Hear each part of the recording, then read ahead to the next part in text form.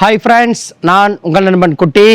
இன்னைக்கு இந்த குட்டி பிரியாணி ஸ்டோர் பிரியாணி குடோன்ல இருந்து, அதாவது கடலூர் பிரியாணி குடோன்ல இருந்து கூட்டேரிப்பட்டுக்கு சூப்பரா ஒரு ஈவெண்ட்டா கான்ட்ராக்டா 120 கிலோ பிரியாணி செய்ய போறோம்.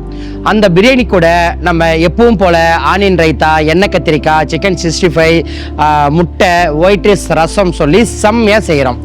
இங்கே நாங்களே ஈவெண்ட்னா முழுசா, அதாவது பேப்பர் ரோல், வாழை இலை, வாட்டர் பாட்டில், பிரியாணிக்கு உள்ள மல்லிகை ஜாமான், காய்கறி, கறி எல்லாம் இங்கேருந்து எடுத்துகிட்டு போயிட்டு சூப்பராக செஞ்சு கொடுக்க போகிறோம்.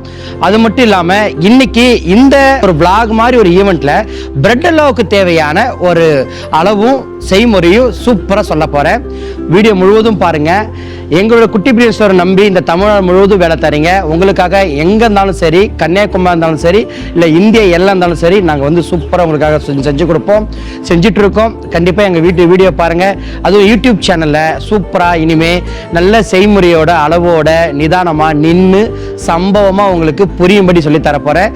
கண்டிப்பாக யூடியூப் சேனலை ஃபாலோ பண்ணுங்கள். இன்னைக்கு வீடியோவை பாருங்கள்.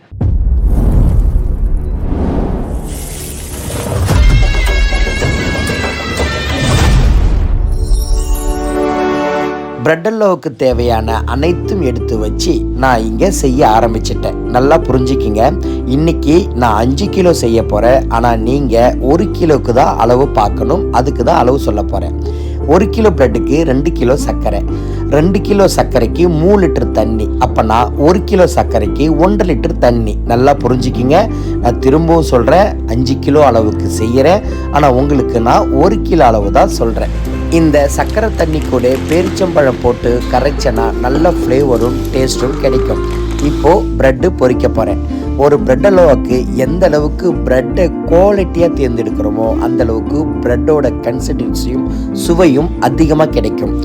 முக்கியம், பிரெட் அல்வாவுக்கு சால்ட் ப்ரெட்டு தான் தேர்ந்தெடுக்கணும். அதுக்கு முன்னாடியே போயிட்டு கடையில் சொல்லி வச்சு வாங்கணும்.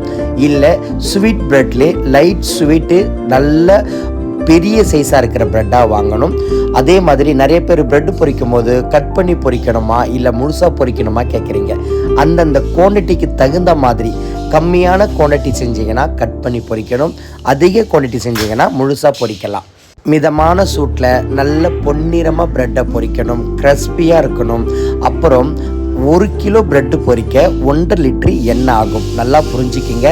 சரியான அளவு, தெளிவான அளவு உங்களுக்காக செய்முறையோடு இந்த குட்டி பிரியாணி ஸ்டோர் சொல்லி தருகிறேன். ஒரு பக்கம் அளவுள்ள தண்ணி ஊற்றி சர்க்கரை போட்டு ஜீரா பாகு காய்ச்சிக்கிட்டு இருக்கு.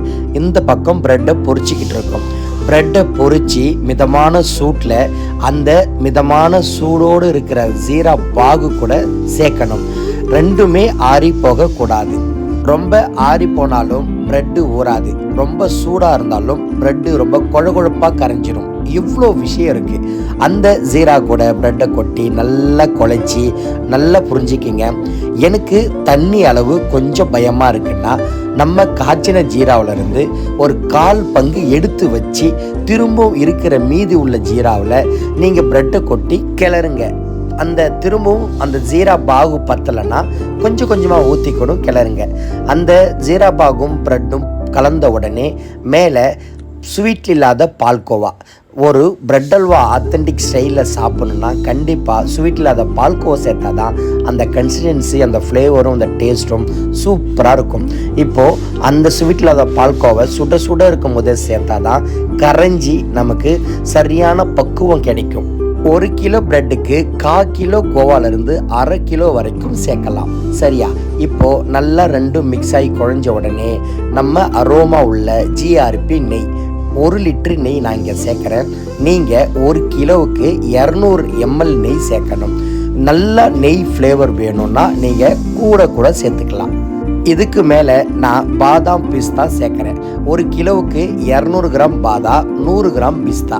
அதை பவுடராக அரைச்சி ப்ரெட்டு கூட தெளித்து ஊற வச்சு சும்மா சாப்பிட்டீங்கன்னா அப்படி இருக்கும் பிரெட் அல்வா. இவன் தாங்க ஸ்வீட்டோட அடையாளமே. ஏங்க சர்க்கரை ஸ்வீட்டு, ஆனால் அந்த ஸ்வீட்டுக்கு ஏன் ஸ்வீட்டு ஊற்றணும்? அங்கே தாங்க உணவோட சுவையே இருக்குது. இதுக்கு நான் தனியாக வீடியோ போடுறேன்.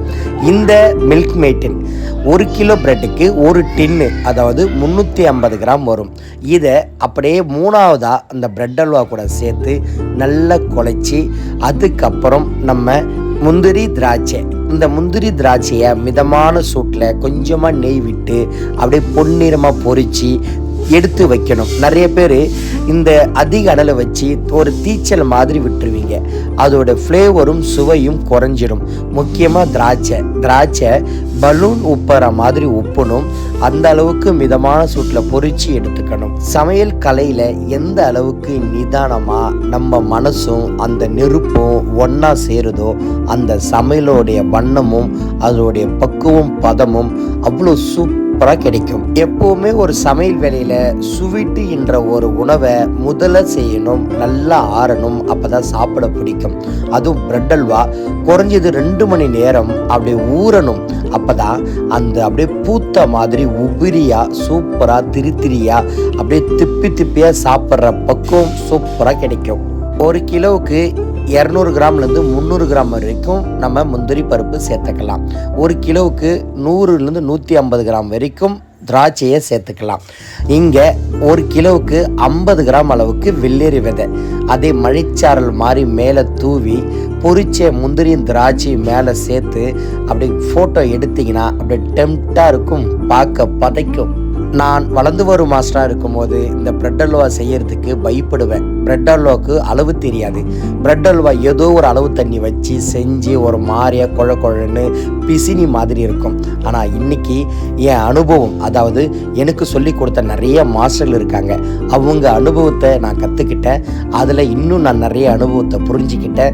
என் அனுபவம் உள்ள இந்த வேலையை, இந்த கலையை என் வளர்ந்து ஒரு மாஸ்டர் உங்களுக்கு நான் சொல்லித்தரேன். யூடியூப் சேனலில் தொடர்ந்து வீடியோ போட போகிறேன். ஷேர் பண்ணுங்கள், சப்ஸ்கிரைப் பண்ணுங்கள், பெல் பட்டன் அழுத்துங்க. கண்டிப்பாக இந்த குட்டி பிரியாணி ஷோருக்காக ஷேர் பண்ணுங்கள்.